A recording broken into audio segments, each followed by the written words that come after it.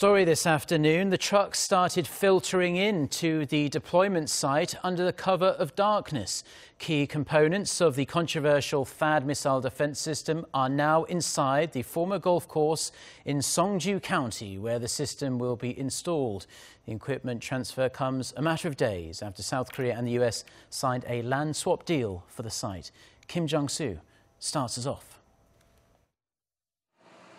Beginning around midnight on Wednesday, U.S. versus Korea finished moving key components of the THAAD battery, including a radar module and 2 mobile launch systems, into the deployment site in Seongju County.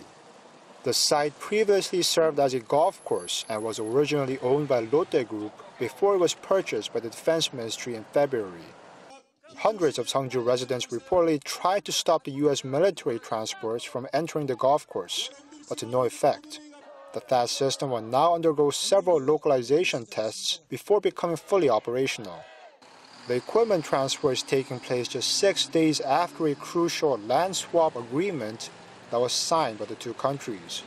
The agreement had confirmed that U.S. versus Korea will assume control of about 300,000 square meters of land out of the 1.5 million square meters that the Defense Ministry had acquired from Lotte Group.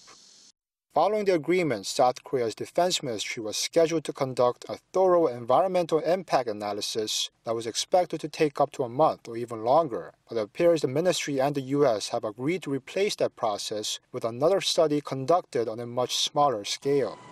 It also appears the U.S. versus Korea has decided to go ahead with the deployment, even though South Korea has yet to finish installing basic utility systems onto the property, which is required under the Status of Forces Agreement signed by the two nations. While defense officials have maintained that the deployment was sped up in light of rising tensions on the peninsula, Korean media also speculate that it's a project being undertaken to ensure that the THAAD deployment decision is not overturned by the next administration as whole after the presidential election next month. Jung-soo, Arirang News.